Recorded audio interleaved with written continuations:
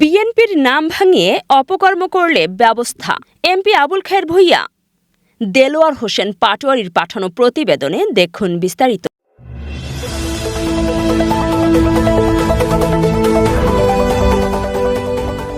বিএনপির নাম ভাঙিয়ে কোনো ধরনের অপকর্ম করার সুযোগ নেই।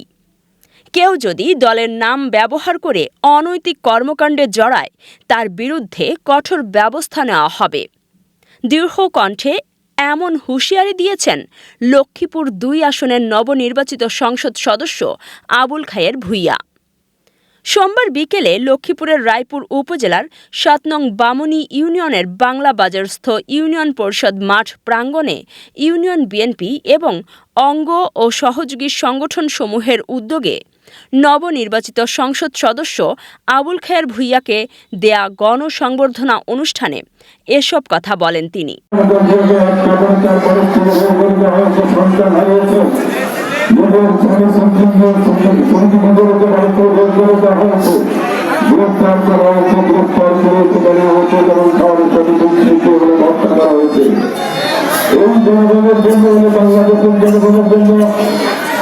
কথা বলতে গিয়ে ওরা জীবনের ঘর থেকে যাদের মধ্যে দিয়েছে আমাদের থেকে বিদায় দিয়েছে। ওরা সন্তান আজকে বাংলাদেশের প্রধানমন্ত্রী, উনি হচ্ছেন বাংলাদেশের স্বাধীনতার দেশের প্রধান রাষ্ট্রপতির ছেলে। উনি হচ্ছেন যে রাষ্ট্রপতির মাধ্যমে বাংলাদেশের জনগণ প্রথম স্বাধীন বাংলাদেশে চলাফল জনগণ চলার বিভাগে উনি চেষ্টা করেছেন।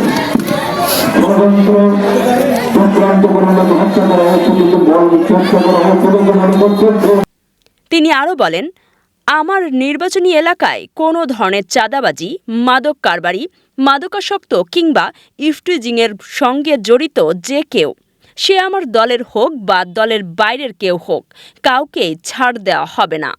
এ বিষয়ে কোনো নেতার সুপারিশও আমি গ্রহণ করব না। আমার অবস্থান এ ব্যাপারে একেবারে স্পষ্ট। এ সময় বিভিন্ন পর্যায়ের নেতাকর্মী, সমর্থকবৃন্দ সহ সর্বস্তরের মানুষ এমপি খায়ের ভূঁইয়াকে ফুলেল শুভেচ্ছার মাধ্যমে অভিনন্দন জ্ঞাপন করেন।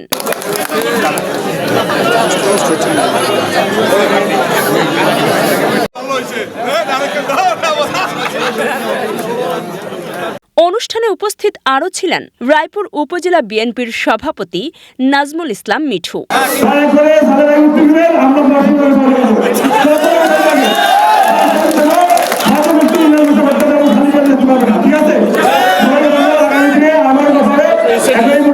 সাধারণ সম্পাদক শফিকুর রহমান ভূঁইয়া, উপজেলা বিএনপির সিনিয়র সহসভাপতি সালে আহমদ, ইউনিয়ন বিএনপির সভাপতি আলমগীর হোসেন সুপার, সাধারণ সম্পাদক বাহারুল আলম, ওয়ার্ড বিএনপির সভাপতি আমির হোসেন চুট্টু, ইউনিয়ন বিএনপির নেতা বিল্লাল হোসেন, উপজেলা যুবদলের আহ্বায়ক অ্যাডভোকেট আকবর হোসেন আরমান সহ উপজেলা ও স্থানীয় পর্যায়ের নেতৃবৃন্দ।